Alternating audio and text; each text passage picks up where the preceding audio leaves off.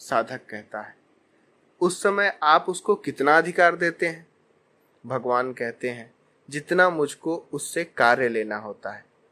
साधक कहता है, यह अधिकार क्या आप सभी भक्तों को दे सकते हैं या किसी किसी को? भगवान कहते हैं, उदासीन को छोड़कर जो प्रसन्नता के साथ लेना चाहते हैं उन सभी को यह अधिकार दे सकता हूं। साधक कहता है, धर्म, सदाचार और भक्ति के प्रचारार्थ पूर्ण अधिकार देने के योग्य आप किसको समझते हैं? कैसे स्वभाव वाले भक्त को आप पूरा अधिकार दे सकते हैं? भगवान कहते हैं, जिसका दूसरों के हित के लिए अनायास ही सर्वस्व त्याग करने का स्वभाव है, जिसमें सबका कल्याण हो, ऐसी स्वाभाविक वृत्ति सदा से चली आ रही है और जो दूसरों की प्रसन्नता पर ही सदा प्रसन्न रहता है, ऐसे उदार स्वभाव वाले परम दयालु प्रेमी भक्त को मैं अपना पूर्ण अधिकार दे सकता हूं। साधक, क्या आपकी प्राप्ति के बाद भी सबके स्वभाव एक से नहीं हो सकते? भगवान, नहीं, क्योंकि साधन काल में जिसका जैसा स्वभाव होता है प्रायः वैसा ही सिद्धावस्था में भी होता है, किंतु हर्ष, शोक, राग, द्वेष, काम, क्रोध आदि विकारों का अत्यंताभाव सभी में हो जाता है एवं समता, शांति और परमानंद की प्राप्ति भी सबको समान भाव से ही होती है। तथा शास्त्राज्ञा के प्रतिकूल कर्म तो किसी के भी नहीं होते, किंतु सारे कर्म मेरी आज्ञा के अनुसार होते हुए भी भिन्न भिन्न होते हैं।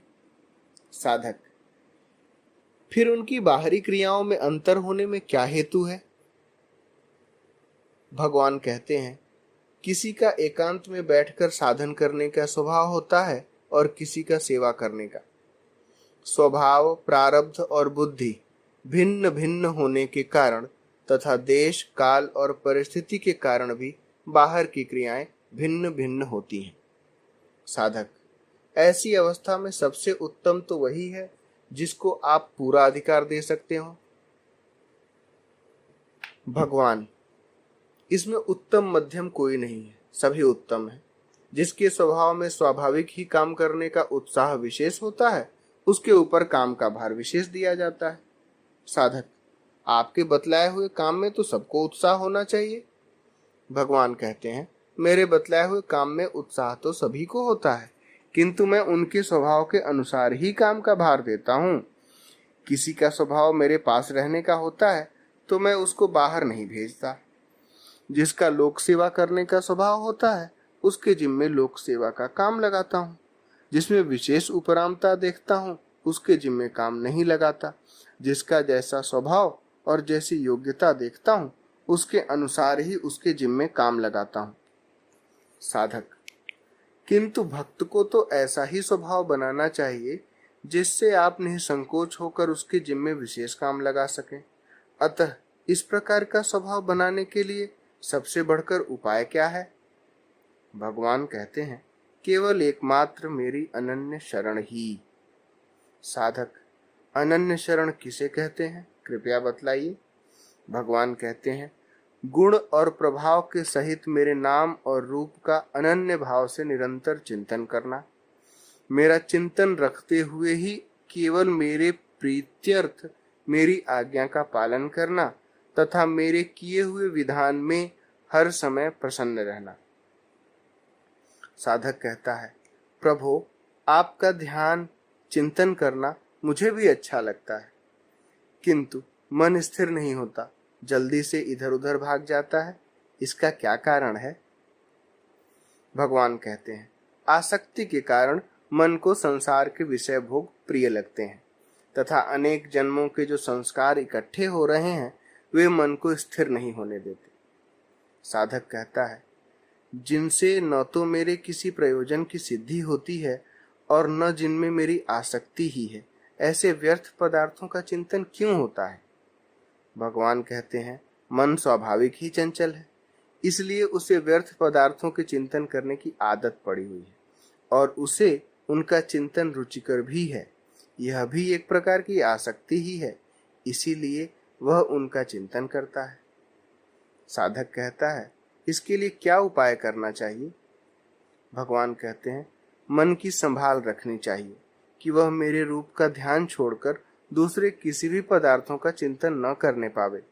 इस पर भी यदि दूसरे पदार्थों का चिंतन करने लगे तो तुरंत इसे समझाकर या बलपूर्वक वहां से हटाकर मेरे ध्यान में लगाने की पुनः पुनः तत्परता से चेष्टा करनी चाहिए। साधक, मन को दूसरे पदार्थों से कैसे हटाया जाए? भगवान कहते हैं, जैसे कोई बच्चा हाथ में चाकू या कैंची ले लेता है तो माता उसको समझाकर छुड़ा लेती है। यदि मूर्खता के कारण बच्चा नहीं छोड़ना चाहता तो माता उसके रोने की परवाह न रखकर बलात् छुड़ा लेती है।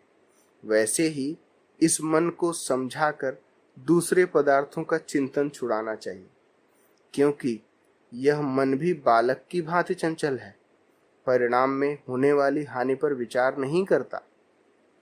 साधक कहता है, यह तो मालूम ही नहीं पड़ता कि मन धोखा देकर कहाँ और कब किस चीज को चुपचाप जाकर पकड़ लेता है।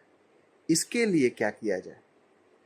भगवान कहते हैं, जैसे माता बच्चे का बराबर ध्यान रखती है वैसे ही मन की निगरानी रखनी चाहिए। साधक, मन बहुत ही चंचल, बलवान और उदंड है, इसलिए इसका रोकना बहुत ही कठिन प्रतीत होता है।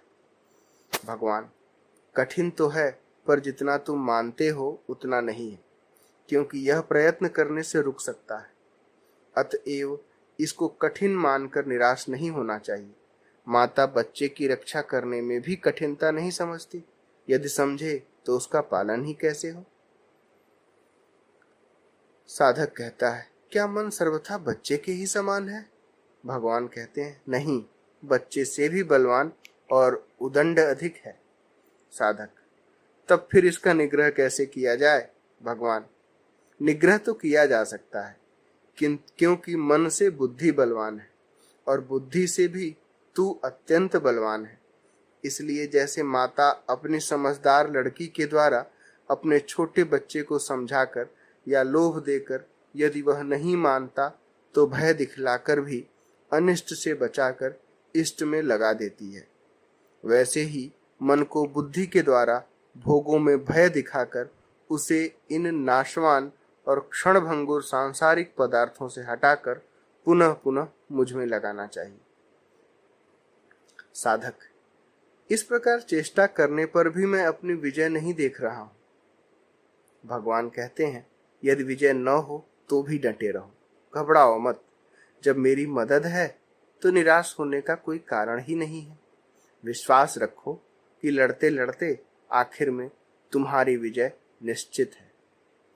साधक कहता है, प्रभु, अब यह बतलाइए कि जब मैं आपका ध्यान करने के लिए एकांत में बैठता हूँ तो निद्रा, आलस्य सताने लगते हैं, इसके लिए क्या करना चाहिए?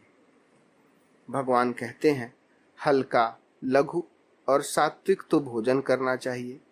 शरीर को स्थिर और सीधा रखते हुए एवं नेत्रों की दृष्टि को नासिका के अग्रभाग पर रखकर पद्मासन या स्वस्तिक आदि किसी आसन से सुखपूर्वक बैठना चाहिए तथा दिव्य स्तोत्रों के द्वारा मेरी स्तुति प्रार्थना करनी चाहिए एवं मेरे नाम, रूप, गुण, लीला और प्रभाव आदि जो तुमने महापुरुषों से सुने हैं या शास्त्रों में पढ़े हैं उनका बारंबार कीर्तन और मनन करना चाहिए। ऐसा करने से सात्विक भाव होकर बुद्धि में जागृति हो जाती है, फिर तमोगुण के कार्य निद्रा और आलस्य नहीं आ सकते। साधक, भगवान, आपने गीता में कहा है कि मेरा सर्वदा निरंतर चिंतन करने से मेरी प्राप्ति सुलभ है, क्योंकि मैं किए हुए साधन की रक्षा और कमी की पूर्ति करके बहुत ही शीघ्र संसार सागर से उद्धार कर देता हूँ। किंतु आप अपनी प्राप्ति जितनी सुलभ और शीघ्रता से होने वाली बतलाते हैं वैसी मुझे प्रतीत नहीं होती। भगवान कहते हैं, मेरा नित्य निरंतर चिंतन नहीं होता है, इसी से मेरी प्राप्ति तुझे कठिन प्रतीत होती है। साधक, आपका कहना यथार्थ है। आपका निरंतर चिंतन करने से अवश्य आपकी प्राप्ति शीघ्र और सुगमता से हो सकती है, किंतु निरंतर आपका चिंतन होना ही तो कठिन है। उसके लिए क्या करना चाहिए? भगवान कहते हैं, मेरे गुण, प्रभाव, तत्व और रहस्य को न जानने के कारण ही निरंतर मेरा चिंतन करना कठिन प्रतीत होता है। वास्तव में वह कठिन नहीं है,